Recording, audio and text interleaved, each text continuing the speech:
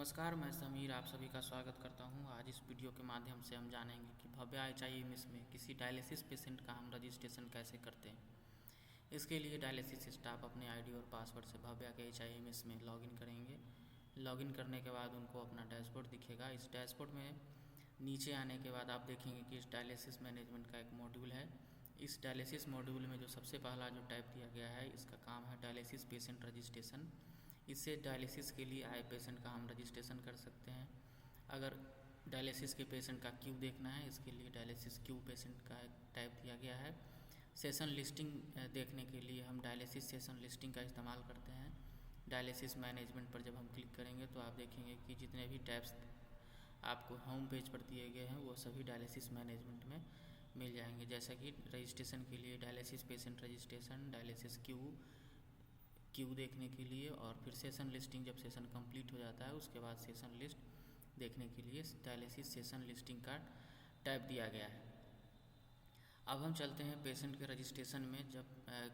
जब भी कोई पेशेंट डायलिसिस के लिए फैसिलिटी में आता है तब उसका सबसे पहले रजिस्ट्रेशन किया जाता है। इस रजिस्ट्रेशन के लिए हम डायलिसिस पेशेंट रजिस्ट्रेशन के टैब पर क्लिक करेंगे और क्लिक करने के बाद आप देखेंगे कि यहाँ पर डायलिसिस पेशेंट रजिस्ट्रेशन के लिए एक फॉर्म खुल के आता है। इस फॉर्म में सबसे पहले पेशेंट को अगर सर्च करना है उसके लिए सर्च का एक बॉक्स दिया गया है, जहां हम पेशेंट का रजिस्ट्रेशन नंबर या पुराना कोई पेशेंट है उसका किसी भी तरह का कीवर्ड डाल के हम उसे सर्च कर सकते हैं।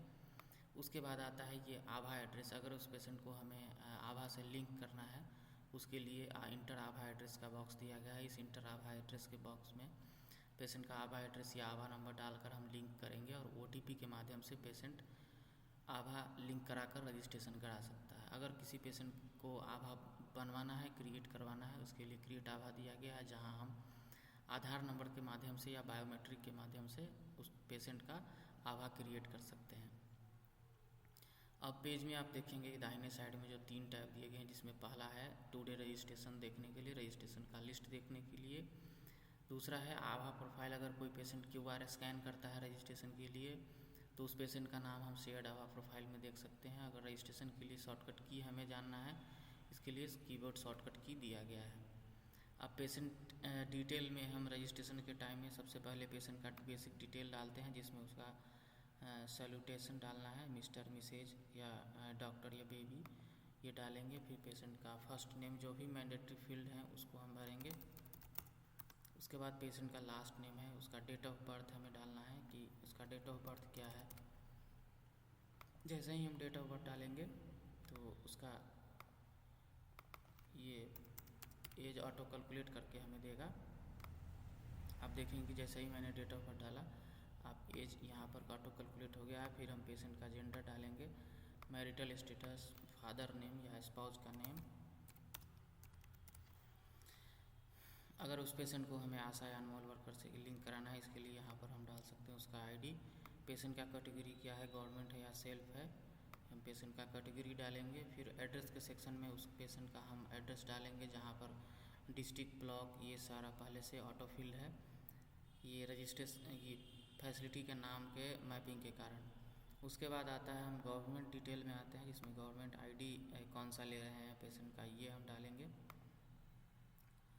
उसके बाद उस ID का नंबर क्या है ये हम डालेंगे यहाँ पर। ID डालने के बाद रेफरेंस नंबर, जो गवर्नमेंट रेफरेंस नंबर दिया गया है पेशेंट को, प्रोवाइड कराया गया है, ये हम नंबर डालेंगे। फिर उस यहाँ पर आप देखेंगे कम्युनिकेशन के डिटेल में ईमेल और मोबाइल नंबर दिया गया है, जो कि ये मैंडेटरी है, तो हम यहाँ पर मोबाइल नंबर इस पेशेंट का डालेंगे।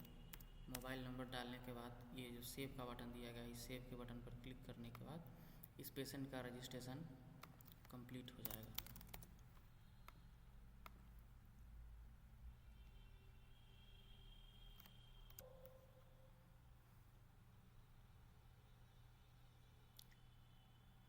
पेशेंट रजिस्टर्ड होने के बाद एक ऊपर में मैसेज देता है पेशेंट रजिस्टर्ड सक्सेसफुली, और इस पेशेंट का रजिस्ट्रेशन हो गया। अब रजिस्टर्ड पेशेंट का अगर हमें लिस्ट देखना है, इसके लिए हम डायलिसिस में जाएंगे, मैनेजमेंट में, और यहाँ जो डायलिसिस क्यू दिया गया है इस क्यू पर क्लिक करेंगे, जहाँ हमें रजिस्टर्ड पेशेंट मिल जाएंगे। इस रजिस्टर्ड पेशेंट में जो पहले से रजिस्टर्ड है उनका नाम हमें दिख रहा है, और एक्शन बटन के नीचे जो स्क्रीनिंग का डिटेल दिया गया है, इस स्क्रीनिंग के बटन पर क्लिक करने के साथ उस पेशेंट का हम स्क्रीनिंग कंप्लीट कर सकते हैं यहाँ पर पेशेंट का कंप्लेन, कीन नेम, नेक्स्ट ऑफ कीन नेम, अल्टरनेट मोबाइल नंबर, फिर उसके बाद RFT का रिजल्ट क्या है, ये सब सारा चीज़ डाल के हम इसे सेव कर देंगे।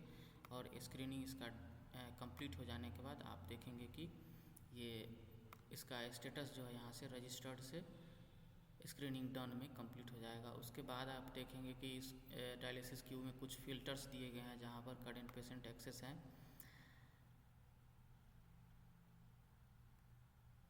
जिसमें रजिस्टर्ड पेशेंट का फ़िल्टर अगर हमें लगाना है, या फिर स्क्रीनिंग डन जिनका हो गया उनका फ़िल्टर लगाना है, या फिर सेंट का फ़िल्टर लगाना है, तो ये सारा चीज़ हम यहाँ से इस्तेमाल इसका कर सकते हैं।